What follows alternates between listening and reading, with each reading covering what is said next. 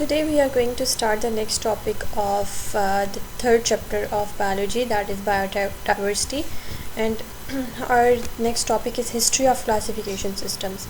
That how the classification system was started, what was the base of it, how the scientists performed their work, what sort of discoveries were done by them. So according to it, the first Greek philosopher Aristotle, he classified all living organisms known at that time as either in the group Plantae or in 1700s. Abu Usman Umar al-Jaiz, he described the characteristics of 350 species of animals in his book.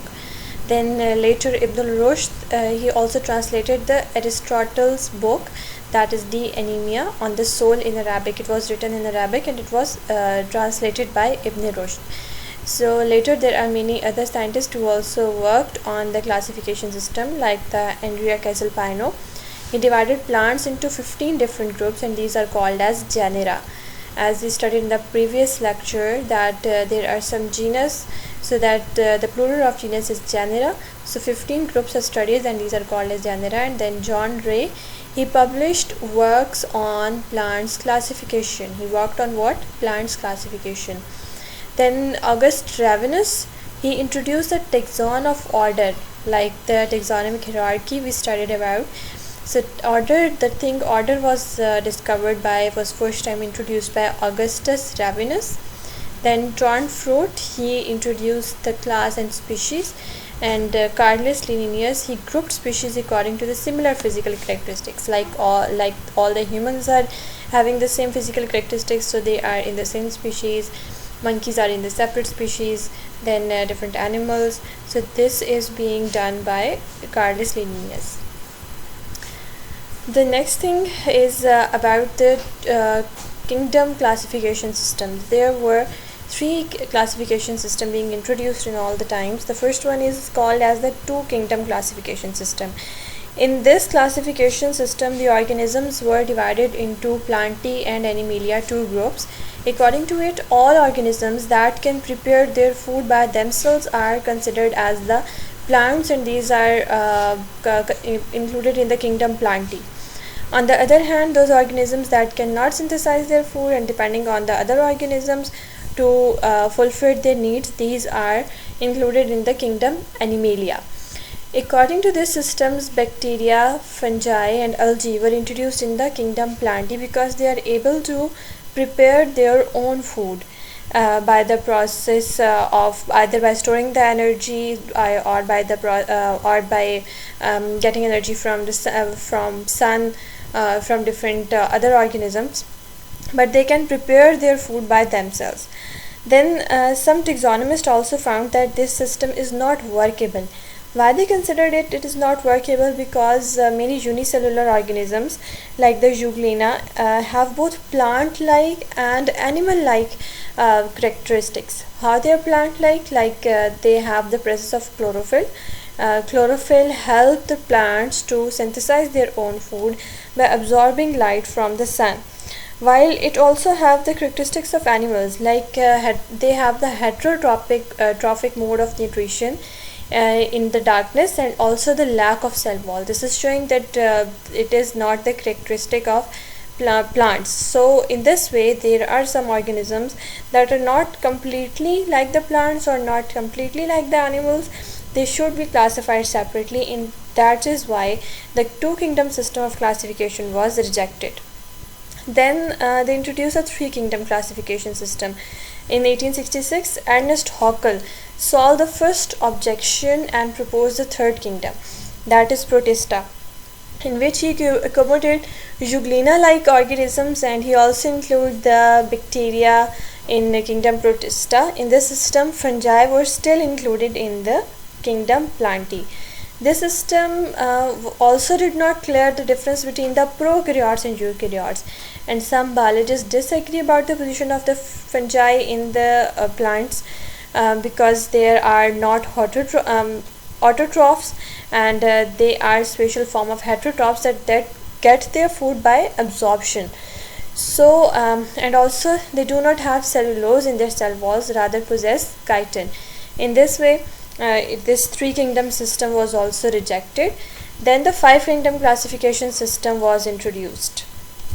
In 1937, E. Chatton suggested the terms of prokaryotic to describe the bacteria and eukaryotic to describe animal and plant cells.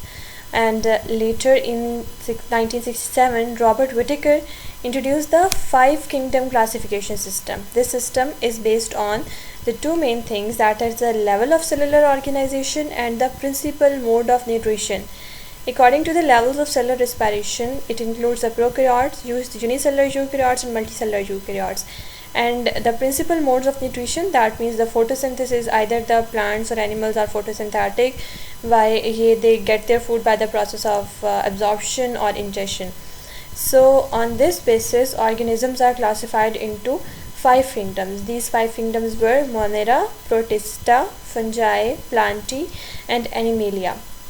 Margulis and Schwartz in 1988 modified the five kingdom system that was given by Whittaker, and they considered genetics along with the cellular organization and mode of nutrition in classification. Like as there were two bases of classification, and that were the levels of cellular organization and principal mode of nutrition. So he also added the genetics in it.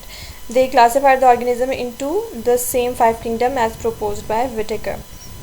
So the five kingdom classification system, what is said, that there is the kingdom Monera.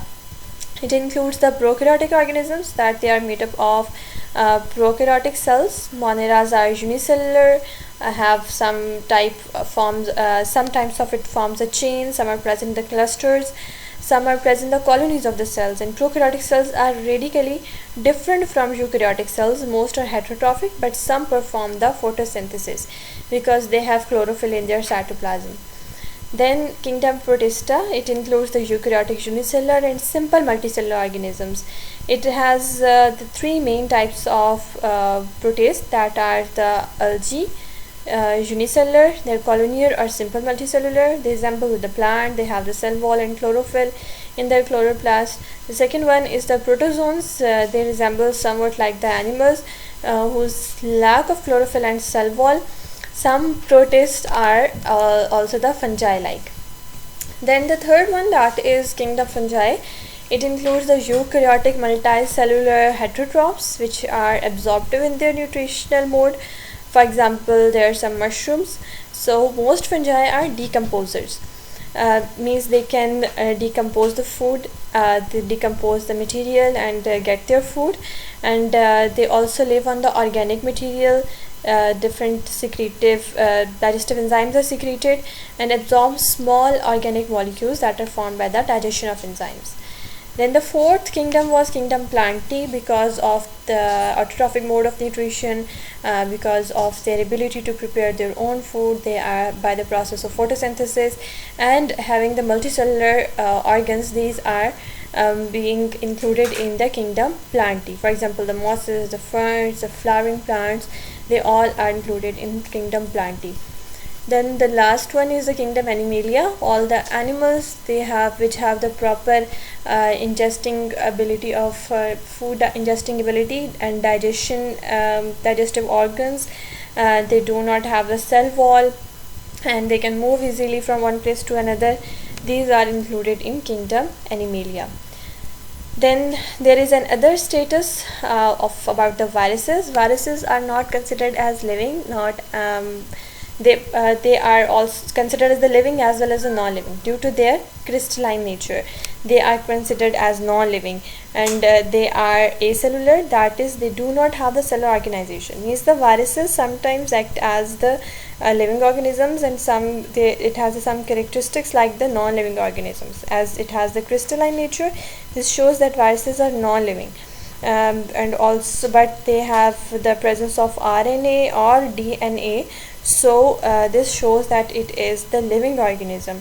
So in this way, because of these characteristics, the viruses are present separately. They are not included in any of the kingdom. This is all about the five kingdom classification system.